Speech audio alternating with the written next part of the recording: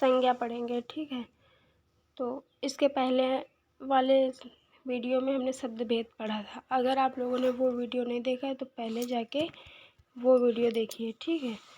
तो संज्ञा किसी भी एक स्थिर नाम यानी किसी भी जाति, धर्म, नाम या स्थान के नाम को हम संज्ञा कहते हैं, ठीक है। संज्ञा के दो भेद होते हैं। पहला व्युत्पत्ति के आधार पर, दूसरा अर्थ की दृष्टि से। व्युत्पत्ति के आधार पर देखेंगे तो रूढ़, यौगिक और योग रूढ़ होता है। और अर्थ की दृष्टि से व्यक्तिवाचक, जातिवाचक, द्रव्यवाचक, समूहवाचक और भाववाचक होता है। तो व्यक्तिवाचक में किसी वस्तु का नाम और जातिवाचक में जाति का बोध होता है, जैसे नदी, पर्वत, लड़की आदि। द्रव्यवाचक में ऐसा पदार्थ जिसमें वो वस्तु बनी हो, सोना, घी, धुआं आदि। समूहवाचक में समुदाय के बोध कराए। और भाववाचक में भाव गुण दशा का बोध हो, ठीक है। अब आगे देखेंगे सर्वनाम। संज्ञाओं के बदले जो प्रयोग हो, जैसे मैं, मैंने, वो, तुम, वह आदि। आगे सर्वनाम के भेद, ठीक है। सर्वनाम के 6 प्रकार होते हैं। पहला होता है पुरुषवाचक। पुरुषवाचक में जो स्त्री या पुरुष के नाम के बदले में आए उसे पुरुषवाचक कहते हैं ये। और पुरुषवाचक के 3 प्रकार होते हैं। पहला उत्तम, मध्यम और अन्य पुरुष। उत्तम पुरुष में मैं और हम होता है। मध्यम पुरुष में तुम, आप, तूने, मुझे, मुझको होता है, ठीक है। और अन्य पुरुष में यह, वह, ये, वे, इन, उन, उनमें सभी होता है, ठीक है। अब दूसरा होता है निश्चयवाचक। निश्चयवाचक जो किसी वस्तु का निश्चयात्मक संकेत दे उसे निश्चयवाचक कहते हैं। और अनिश्चयवाचक किसी निश्चित वस्तु का बोधन हो, जैसे किसी को बुलाओ। संबंधवाचक दो वस्तुओं के बीच संबंध का बोध हो। प्रश्नवाचक जिस सर्वनाम से प्रश्न का बोध हो, कौन, क्या, कहाँ, कैसे, ठीक है। आगे है निजवाचक। निजवाचक में जिस सर्वनाम से कर्ता का बोध हो उसे हम निजवाचक कहते हैं। अब आगे है विशेषण। संज्ञा सर्वनाम की विशेषता बतलाने वाले को हम विशेषण कहते हैं, ठीक है। विशेषण और विशेष, जो शब्द विशेषता बताए उसे विशेषण, और जो जिसकी विशेषता बताई जाए वो विशेष्य होता है, ठीक है। अब विशेषण के भेद। विशेषण के 4 प्रकार होते हैं। पहला सर्वनाम। सार्वनामिक जो सर्वनाम शब्द विशेषण की तरह प्रयुक्त होते हैं उन्हें हम संकेतवाचक भी कहते हैं, जैसे यह घर मेरा है। अब दूसरा है गुणवाचक। जो शब्द संज्ञा या सर्वनाम के गुण, धर्म, आकार, रंग, दशा बोध कराया जाए उसे हम गुणवाचक कहते हैं। परिमाणवाचक जो शब्द किसी वस्तु के परिणाम, माप, तौल का बोध कराए उसे हम परिणामवाचक कहते हैं, ठीक है। आगे है परिणामवाचक के भेद। तो परिणामवाचक के 2 भेद होते हैं। पहला है निश्चित परिणामवाचक और दूसरा है अनिश्चित परिणामवाचक।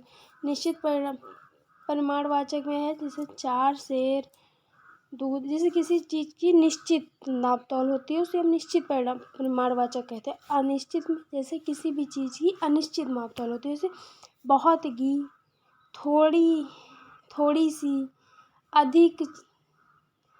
किसी भी चीज़ की निश्चित ज्ञान न होना अनिश्चित परिमाणवाचक कहलाता है, ठीक है। आगे देखेंगे। अब आगे है संख्यावाचक। संख्यावाचक जिसमें वस्तुओं की संख्या का बोध हो उसे हम संख्यावाचक कहते हैं। संख्यावाचक के प्रकार। तो संख्यावाचक के 5 प्रकार होते हैं। जैसे अब संख्यावाचक में एक है गणना। जैसे गणना में होता है गिनती 1, 2, 3, 4 ऐसे, इसे कहेंगे हम गणनावाचक। और दूसरा है क्रमवाचक। क्रमवाचक में जैसे एक क्रम से कि पहला है, दूसरा है, तीसरा है, ऐसे। फिर आगे है आवृत्तिवाचक। आवृत्तिवाचक में तिगुना, चौगुना, 10 गुना, 8 गुना आदि। अब समुदायवाचक। समुदायवाचक में 4, 8, 7, 10 इत्यादि। प्रत्येकवाचक में हर एक शब्द का प्रत्येक व्यक्ति, प्रत्येक आदमी, प्रत्येक चीज़ हो उसे हम प्रत्येकवाचक कहते हैं। आगे है प्रतिविशेषण। प्रविशेषण में जो शब्द विशेषणों की भी विशेषता बताए उसे हम प्रविशेषण कहते हैं। ठीक है। वह बहुत तेज दौड़ता है, सीता अत्यंत सुंदर है, तो अत्यंत इसमें हो गया प्रविशेषण। ठीक है। जब विशेषण विशेष से पहले आए तो वहाँ विशेष विशेषण होगा, जब विशेषण विशेष के बाद आए तो वहाँ विधेय विशेषण होगा। ठीक है। अब विशेषण की अवस्थाएं देखेंगे। विशेषण की 3 अवस्थाएं। पहला मूलावस्था, दूसरा उत्तरावस्था, तीसरा उत्तमावस्था। मूलावस्था में उच्च या अधिक, उत्तरावस्था में उच्चतर या अधिकतर, उत्तमावस्था में उच्चतम या अधिकतम। ठीक है। आगे देखेंगे। अब विशेषण के बाद आया क्रिया। जिस शब्द में किसी काम का करना पाया जाए उसे हम क्रिया कहते हैं। जैसे रश्मि दौड़ना पसंद करती है, तो रश्मि क्या पसंद करती है? दौड़ना, तो दौड़ना हो जाएगा क्रिया। ठीक है। धातु, जिस मूल शब्द से क्रिया बने उसे हम धातु कहते हैं। जैसे दौड़ना, दौड़ धातु है और उसमें ना लगा दी तो दौड़ना हो जाता है। धातु के भेद। मूल धातु स्वतंत्र होती है और यौगिक धातु प्रत्येक के योग से बनती है। ठीक है।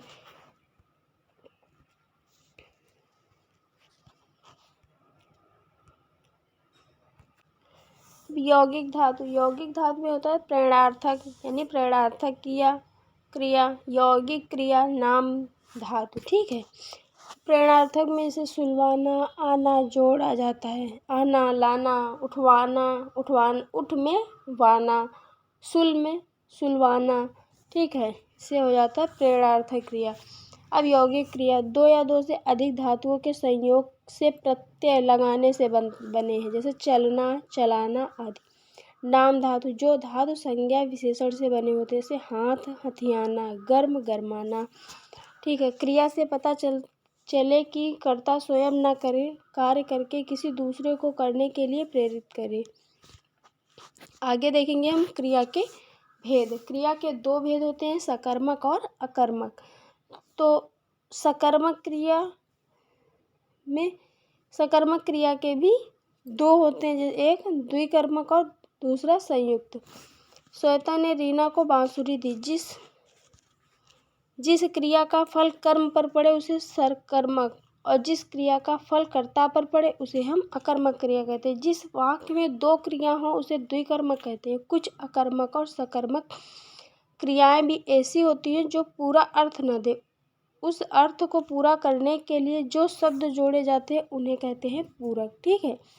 आगे देखेंगे क्रिया के भेद। व्युत्पत्ति के अनुसार क्रिया के भेद। व्युत्पत्ति के अनुसार 3 क्रिया के भेद होते हैं, मूल क्रिया, यौगिक क्रिया और पूर्वकालिक क्रिया।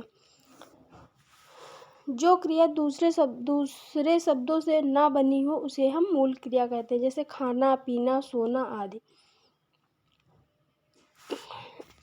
आगे मुख्य क्रिया के साथ जो क्रियाएं आए उन्हें हम सहायक क्रिया कहते हैं। जिस क्रिया का सिद्ध होना किसी दूसरी क्रिया के सिद्ध होने से के पहले पाया जाए उसे कहते हैं पूर्वकालिक क्रिया। ठीक है। क्रिया की अवस्थाएं देखेंगे तो क्रिया की 3 अवस्थाएं होती है। पहली है सामान्य अवस्था, दूसरी है विधि अवस्था और तीसरी है संभाव्य अवस्था। अब विधि अवस्था में परोक्ष विधि और प्रत्यक्ष विधि यानी भविष्य काल और वर्तमान काल होता है। जिस क्रिया में विधान निश्चित हो उसे सामान्य अवस्था कहते हैं। जिस क्रिया में प्रार्थना, प्रश्न आदि का भाव प्रकट हो उसे विधि अवस्था कहते हैं। हम यहाँ खेलें प्रत्यक्ष विधि है, आप मुझे पुस्तक दीजिए परोक्ष विधि है। जिस क्रिया के अनुमान, इच्छा, संदेह आदि का बोध हो उसे संभाव्य अवस्था कहते हैं। जैसे शायद वह कानपुर में मिल जाए। ठीक है। आगे है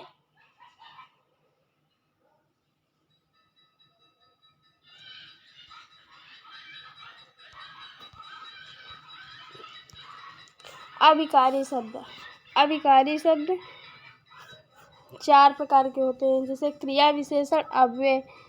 क्रिया विशेषण अव्यय ऐसा शब्द जो क्रिया की विशेषता बताए उसे हम क्रिया विशेषण कहते हैं। ये 4 प्रकार के होते हैं। पहला समय यानी कालवाचक, कब का भाव होता है। मात्रा यानी परिमाणवाचक यानी कितना का भाव होता है। स्थानवाचक यानी कहाँ का भाव होता है। रीतिवाचक काम करने का तरीका कैसे का भाव होता है। जिन वाक्यों कहाँ का भाव निकले वहाँ स्थानवाचक होता है। रमेश बहुत पढ़ता है, बहुत मतलब मात्रावाचक है। रमेश कितना पढ़ता है यानी रमेश बहुत पढ़ता है। वह धीरे चलता है, धीरे मतलब रीतिवाचक। वह कैसे बोलता है।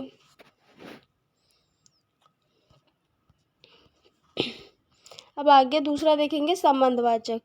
संबंधबोधक में होता है जो शब्द संज्ञा या सर्वनाम के बाद आकर उसे संज्ञा या सर्वनाम का संबंध वाक्य के दूसरे शब्द से दिखाते हैं। जैसे कौरव सेना समेत मारे गए। यह चोरी कुछ दिन पहले हुई है। राम के आगे राधा खड़ी है। मोहन के बिना मैं नहीं जाऊंगी। दूसरा है समुच्चय बोधक। समुच्चय बोधक में दो वाक्यों को परस्पर जोड़ने वालों समुच्चय बोधक कहते हैं। यह दो प्रकार के होते हैं, संयोजक और वियोजक। संयोजक मतलब किन्हीं दो वाक्यों को जोड़ना और वियोजक मतलब किन्हीं दो वाक्यों को तोड़ना। जोड़ने के लिए संयोजक और तोड़ने के लिए वियोजक होता है। हंस दूध और पानी को अलग कर देता है, तो यानी कि दूध और पानी को अलग कर देता है, यानी इसमें दो वाक्यों को जोड़ रहा है, तो और हो जाएगा संयोजक। और दूसरा, तुम बहुत मेहनती थे लेकिन तुम सफल ना हो सके, तो इसमें दो वाक्यों को अलग कर रहा है, मतलब तोड़ रहा है, तो इसमें वियोजकवाचक होता है। विस्मयादि बोधक हर्ष शोक विस्मयादि आदि बोध को प्रकट करता है। वह क्या छक्का मारा है हर्ष। अब देखेंगे निपात। वाक्य में किसी शब्द के बाद जो अव्यय लगकर एक विशेष बल दे उसे निपात कहते हैं। इस बात को एक मूर्ख भी जानता है, राम ने ही मारा।